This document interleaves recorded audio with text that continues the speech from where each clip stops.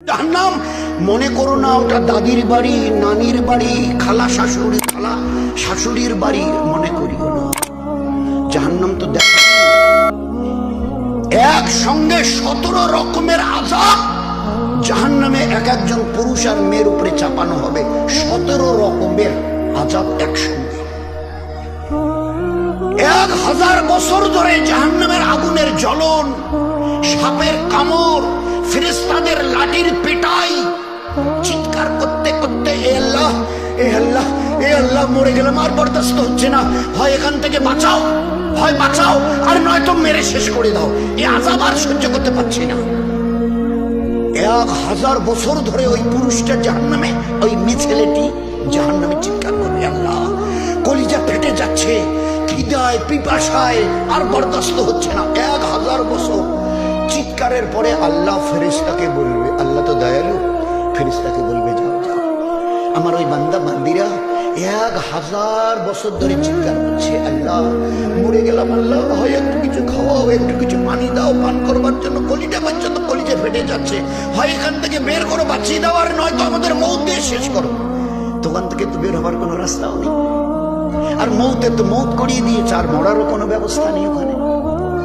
তো চিল্লাবার পরে আল্লাহ হুকুম দেবে, যাও এদেরকে একটু খানার পানি দাও। ফেরেশতারা বলবে, আল্লাহ কি খানা দেবো? বলে জক্কুম, জক্কুম খাবার জন্য। আর পানি কি দেবো? বলে হামিমাও ও গাসাকা। জক্কুম বলা হয় একটা কাঁটাদার গাছ, এখন খুব একটা চোখে দেখা যায় না, ওই ময়নার গাছ রাস্তার ধারে হতো, আর এইরকম লম্বা লম্বা কাটা, আর একটা ঠিস ঠিস ঠিস ঠিস করে কাটা হতো, একেবারে চতুর্দিকে কাটা, ওই রকম কাটা যুক্ত গাছ জক্কুম তার নাম হবে, তাকে নিয়ে গিয়ে খাওয়ানো হবে।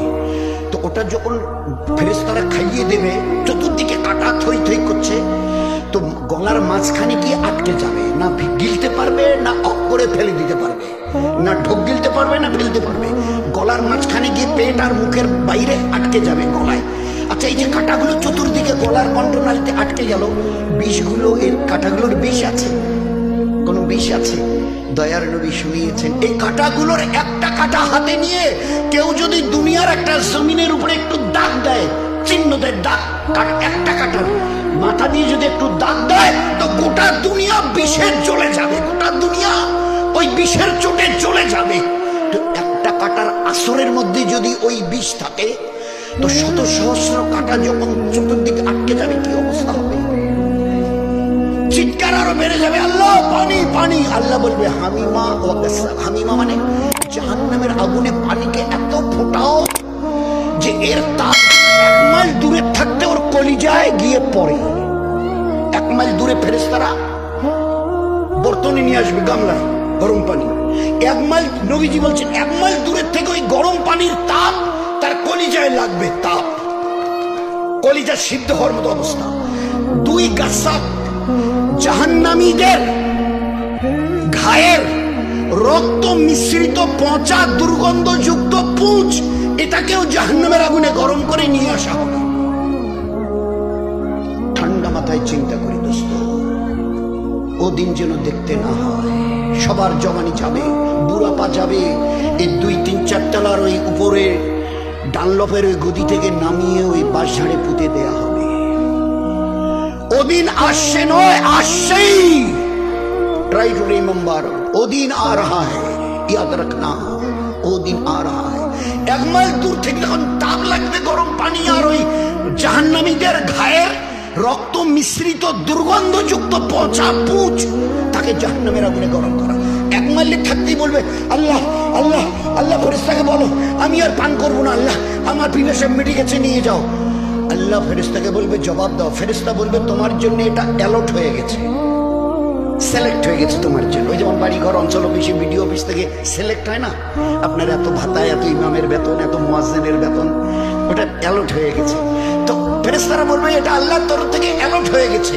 এইবারে বর্তনে ওই গরম পানি আর পচা রক্ত মিশ্রিত পুঁজ ঠোঁটের কাছে লাগিয়ে দাও, পান করো। দয়ার নবী,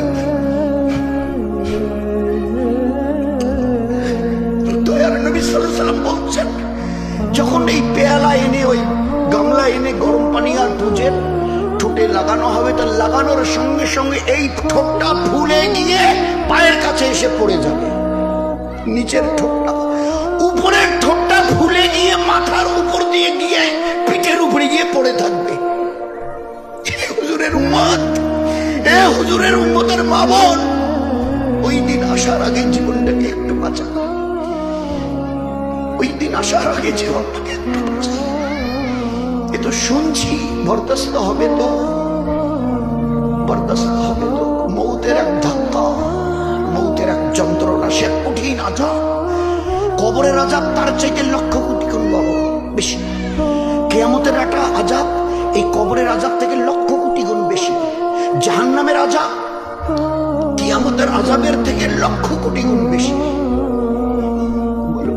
আল্লাহর নবী এক সময় কিয়ামতকে বোঝাতে গিয়ে মায়েশা জিজ্ঞাসা করেছিলেন, উত্তর দিয়েছে, আমি হাদিসটা লম্বা করতে যাচ্ছি না, এই সারাংশটুকু। তুমি কি বললে? আমার ওই কথাটা শুনে তুমি কি বুঝলে, কি বললে? হুজুর বলছিলেন যে, হুজুর মায়েশা জিজ্ঞাসা, কিয়ামতের মাঠটা কেমন হবে, হাসরের ময়দান, একটু বলেন না। তো নবীজির চোখে পানি এসে গেছে, নবীজির চোখে, ইমামুল আম্বিয়া আমাদের নবী, দয়ার নবীর চোখে। আয়েশা, এই অসময়ে তুমি কিয়ামতের কথা জিজ্ঞাসা করলে, হাসরের মাঠের কথা। আয়েশা, সমস্ত হাসরের মাঠে কোটি কোটি কোটি কোটি বেহেল দেয়া মানুষ দাঁড়াবে, কি পুরুষ কি মেয়ে ছেলে, কার পরনে কোনো কাপড় থাকবে না, নাঙ্গা অবস্থায় থাকবে, উলঙ্গ উলঙ্গ। শুনে মা আয়েশা রাদিয়াল্লাহু আনহা মাথাটা নিচু করেছে।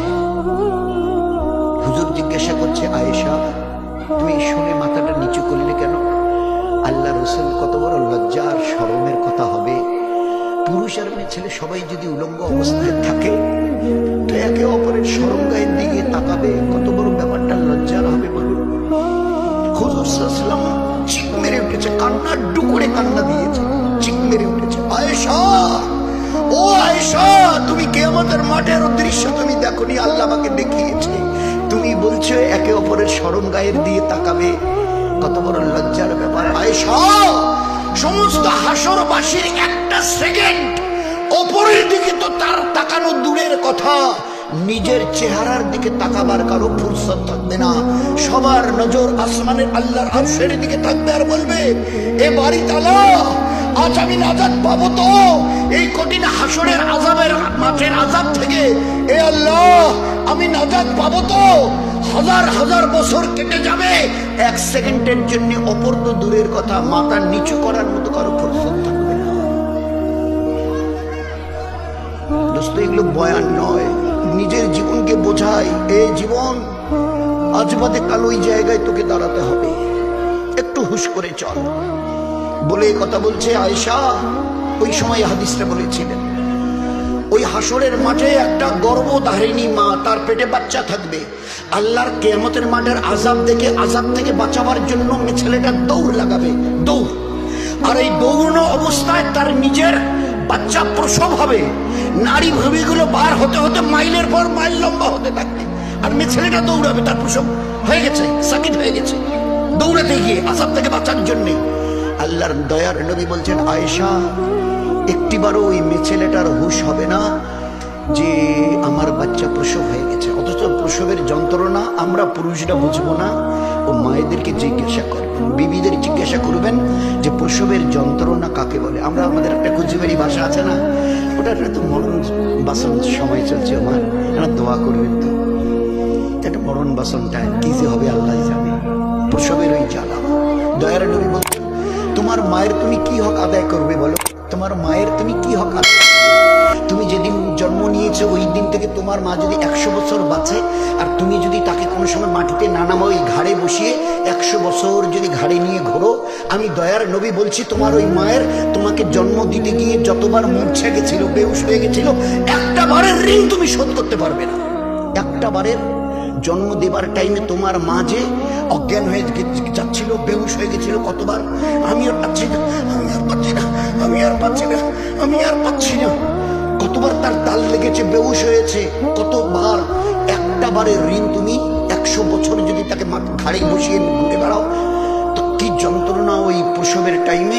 দয়ার নবী কি বললেন, ওই বাচ্চা আজাব থেকে বাঁচার জন্য দৌড়াবে, আর দৌড়ানো অবস্থায় তার বাচ্চা প্রসব হবে, হুঁশ থাকবে না যে আমার বাচ্চা প্রসব হয়ে গেছে আর আমার পেটের দাড়ি ভুড়িগুলো এবারে সমানে বের হয়ে মাইলের পর মাইল লম্বা হচ্ছে আয়সা, তার তখন হুঁশ থাকবে না আমার কি হয়ে গেছে। ওই দিন আসার আগে জীবনটাকে বানিয়ে নাও। এই জন্যে আমাদের 10 বছরের উপরে যে বাচ্চা কাচ্চাগুলো আছে এদেরকে আমরা নামাজি বানাই, 10 বছরের ছেলে এবং মেয়ে একজনও যেন।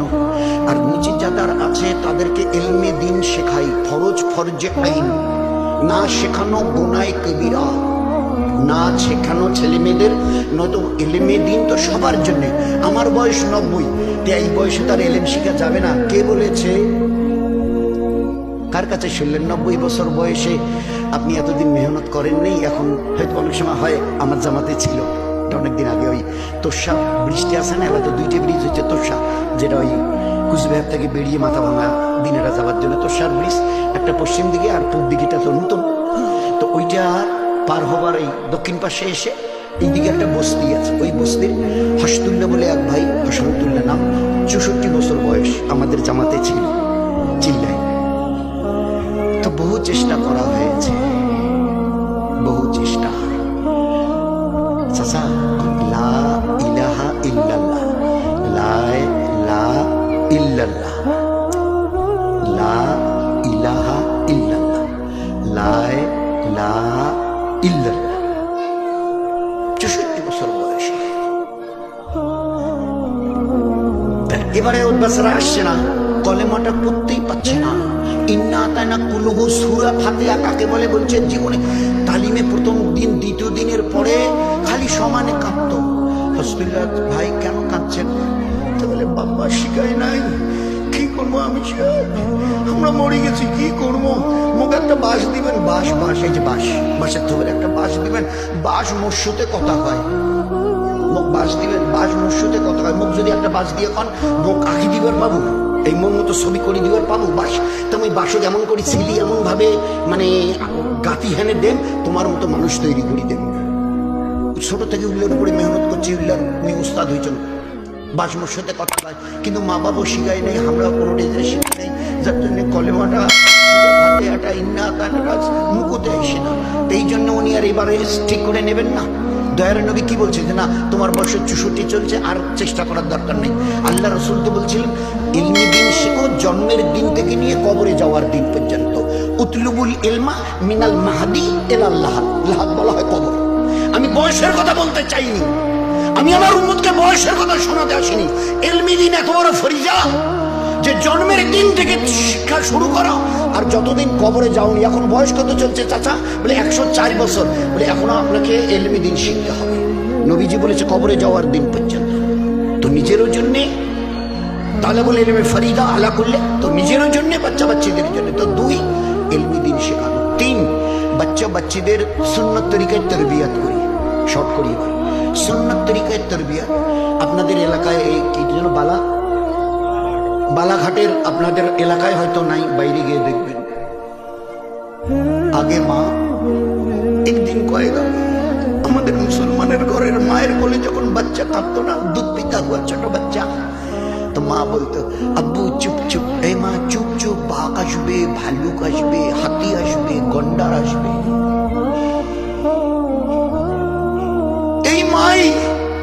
এই মাই পিছনে সাহাবারা, তাদেরও কোলে বাচ্চা কাঁদতো, সাহাবাদের মায়েদের কোলে ছোট বাচ্চা কাঁদতো। সাহাবাদের মায়েরা কি বলতো?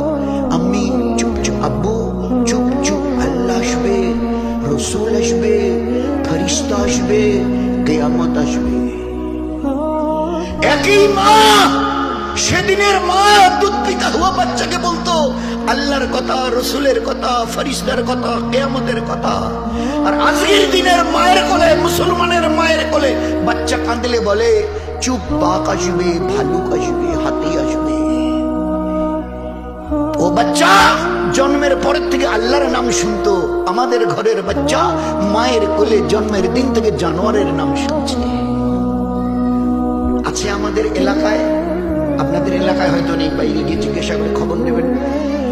আপনারাও আজকের গিয়ে জিজ্ঞাসা করবেন, কোনো গোনা নেই, জিজ্ঞাসা করা যাবে, একদম শরীয়তে জায়েজ আছে। মা থাকে তো মা, যদি বিবি থাকে তো বিবি, আম্মা। তা আমরা তো দুই ভাই, তুমি জন্ম দিয়েছিলে, তা তুমি যে যখন আমাদের 2-2.5 বছর তো দুধ পান করিয়েছে, তা তুমি কি নিয়ত করতে আমাদের যখন দুধ পান করাতে? তুমি কি নিয়ত করতে বলো না মা? বিবি, আমাদের তো 3টা বাচ্চা, তা তুমি তো 2-2.5 বছর করে দুধ খাওয়াতে, ছোট বাচ্চাদের 2.5 বছর পর্যন্ত ইমাম আবু হানিফা রাহিমাহুল্লাহ দুধ পান করা। তা বাচ্চাকে যে দুধ পান করাতে কি নিয়ত করতে তুমি? তো এরা আসমান থেকে পড়বে, আসমান থেকে বাচ্চাকে দুধ খাওয়াবো, তো আবার নিয়ত কিসের? ওটা কি নামাজ না রমজানের রোজা? এরা তাজ্জব হয়ে শুনবে যে বাচ্চাকে দুধ পান করাতে আবার নিয়ত করতে হয়। 1 লক্ষ সাহাবাদের মা, 1 মা খুঁজে পাওয়া যায়নি যে মা দুধ পান করাবার সময় বিনা নিয়তে তার বাচ্চাকে দুধ পান করিয়েছে। 1টা মা খুঁজে পাওয়া যায়নি, লাখের 1টা। দুধ পান করাতে গিয়ে কোলে নিয়ে পর্দার মতো জায়গায় বসতো, পর্দার সঙ্গে সিনে খুলতে হবে, নিয়ত করতে, আল্লাহ এর দুধ পিতে হওয়া ছোট বাচ্চা, অবুঝ বাচ্চাটাকে দুধ পান করাচ্ছি, আগামী দিনে ছোট থাকবে না, বড় হবে।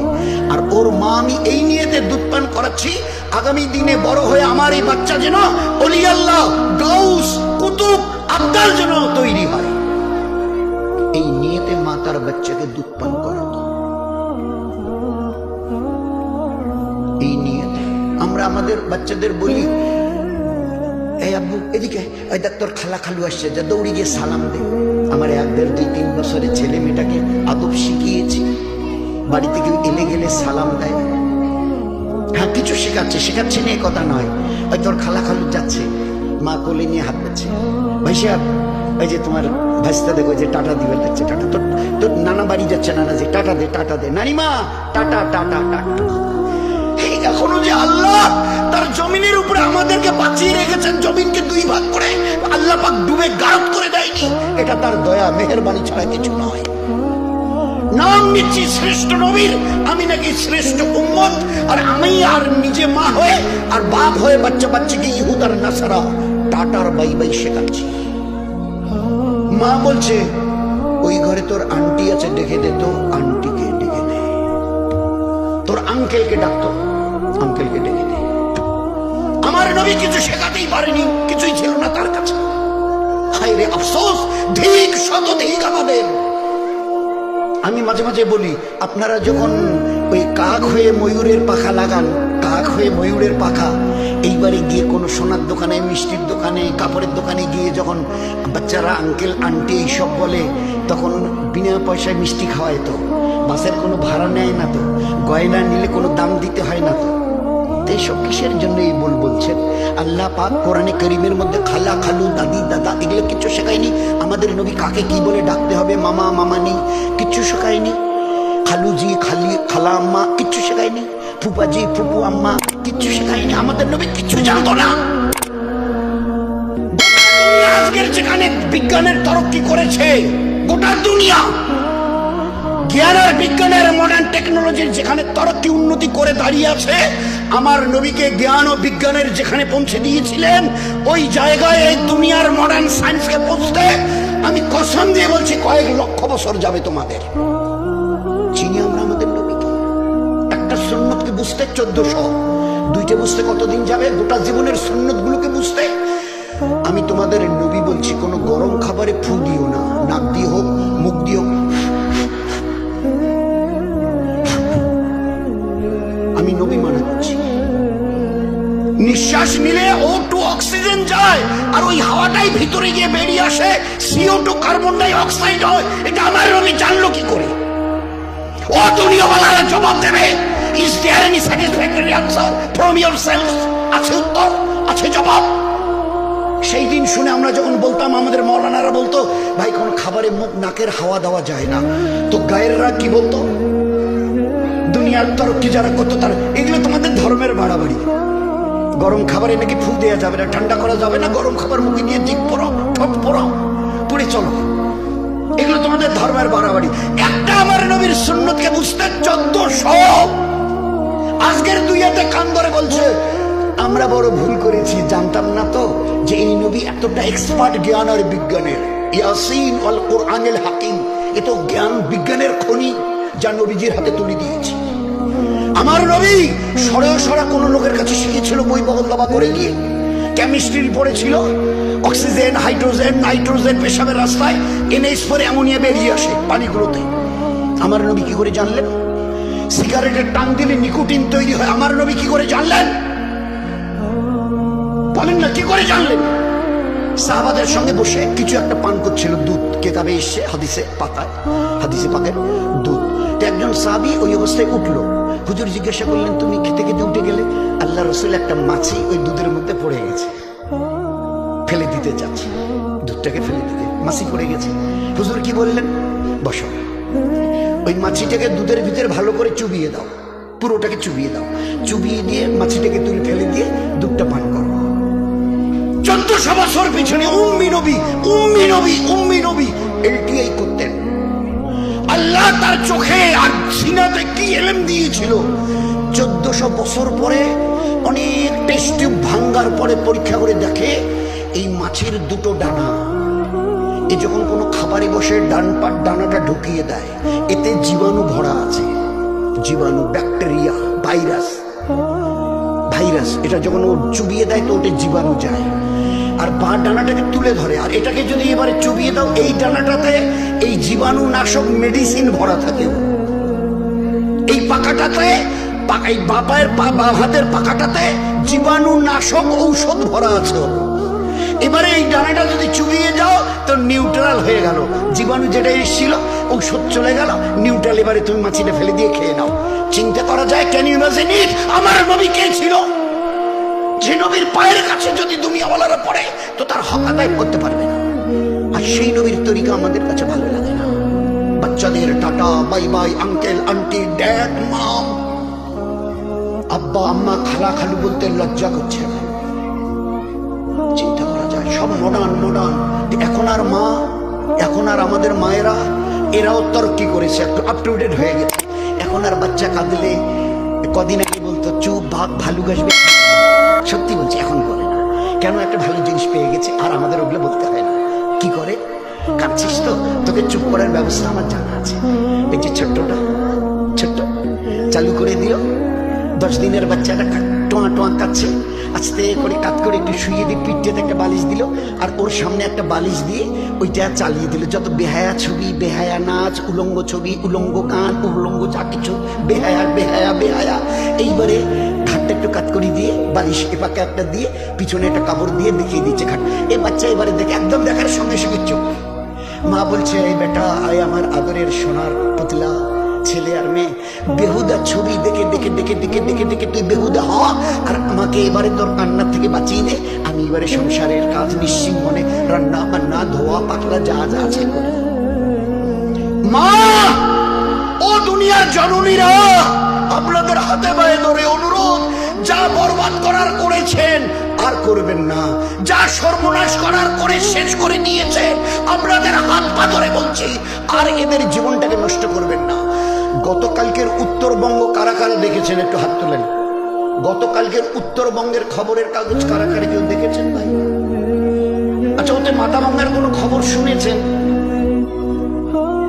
কোনো ছেলে মেয়ের কোনো খবর শুনেছেন? আচ্ছা, না শুনে থাকে তো আমি চোখ বুক বলছি, মোর বাড়িতে মাথা ভাঙা দেয়, মাথা ভাঙারে।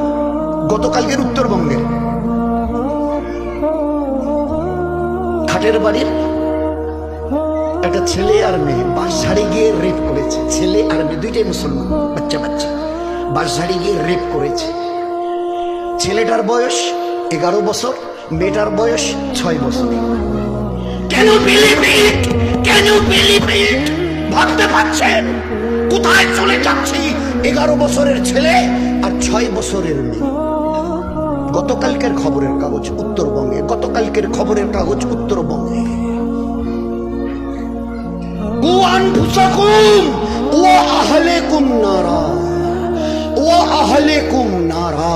জাহান্নামের আগুন থেকে, দর্দনাক মৌতের আযাব, কবরের, কিয়ামতের, মিজানের, পুলসিরাতের, সর্বশেষ জাহান্নামের, বাঁচান বাঁচান বাঁচান।